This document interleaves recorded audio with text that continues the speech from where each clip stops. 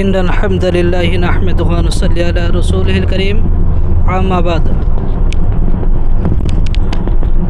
আসসালামু আলাইকুম ওয়া রাহমাতুল্লাহ। বাংলাদেশ ও দেশের বাইরের সকল মুসলিম যুবক ভাইদের উদ্দেশ্যে বিশেষ নসিহা। আজকে পবিত্র মাহে রমজান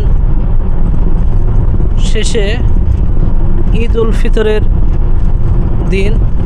মহান আল্লাহ তাআলা লাখো কোটি শুকরিয়া, এই দিনটি আমরা পেয়েছি এবং ঈদ উল ফিতর আদায় করতে পেরেছি, আলহামদুলিল্লাহ। পবিত্র মাহে রমজানের একটি মাস আল্লাহ সুবহানাহু ওয়া তাআলার পক্ষ থেকে আমাদের জন্য ছিল একটি বিশেষ নিয়ামত এবং গুনাহ মাফের একটি বিশেষ ছাড়।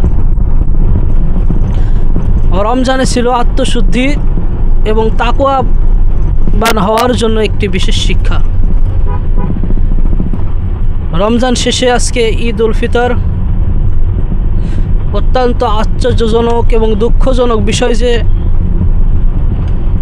এই রমজান মাসে একটি মাস সিয়াম সাধনার পরে যখন একটি দিন ঈদ আমাদের মাঝে উপস্থিত হলো, তখন দেখা যায় রাস্তাঘাটে গ্রামগঞ্জে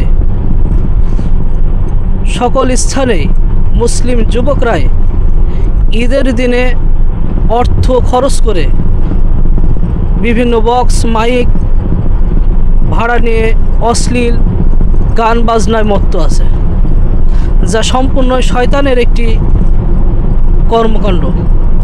তাই আমি বিশেষভাবে মুসলিম যুবক ভাইদের জন্য নসিহা করব, যে যেখান থেকে আমার এই আলোচনাটা শুনবেন অবশ্যই এই আলোচনাকে গুরুত্ব দিয়ে আল্লাহ তাআলাকে ভয় করে আল্লাহ তাআলার সন্তুষ্টির জন্য আপনার এই গুনাহ কর্ম থেকে অবশ্যই ফিরে আসবেন। এবং কেউ যদি এই জাতীয় গুনাহের মধ্যে লিপ্ত থাকেন তবে অবশ্যই মাহে রমজানকে অবমাননার অপরাধে সে একজন কবিরা গুনাহকারী হবেন। কাজেই যুবক ভাইদের উদ্দেশ্যে আমি বিশেষভাবে নসিহা করছি, অবশ্যই আল্লাহ সুবহানাহু ওয়া তাআলা আপনাকে পুরস্কৃত করবেন যদি আপনি এই সকল গান বাজনা বাদ্যযন্ত্র এই অনুষ্ঠান থেকে ঈদ অবমাননা এবং মাহে রমজানকে অবমাননা থেকে ফিরে আসেন। আল্লাহ সুবহানাহু ওয়া তাআলা আপনাকে উত্তম বিনিময় দান করুন। আল্লাহ সুবহানাহু ওয়া তাআলা আপনাকে উত্তম বিনিময় দান করুন। আল্লাহ সুবহানাহু ওয়া তাআলা আপনাকে উত্তম বিনিময় দান করুন এবং হিদায়াত দান করুন। অতএব হে মুসলিম যুবক ভাইয়েরা, আপনাদের প্রতি বিশেষ নসিহা, আপনারা আল্লাহকে করে ভয় করুন, আল্লাহকে করে ভয় করুন, আল্লাহকে করে ভয় করুন। অবশ্যই অবশ্যই একদিন আপনার আমার মৌত হবে এবং আল্লাহ সুবহানাহু ওয়া তাআলার নিকট উপস্থিত হতে হবে। কাজেই এখনই আমাদের জন্য জরুরত যেন আমরা এই মাহে রমজানকে অবমাননা করে এবং এই ঈদ উল ফিতরকে অবমাননা করে কবিরা গুনাহকারী না হয়ে যেন কবিরা গুনাহকারী হয়ে যেন কবরে উপস্থিত না হতে হয়।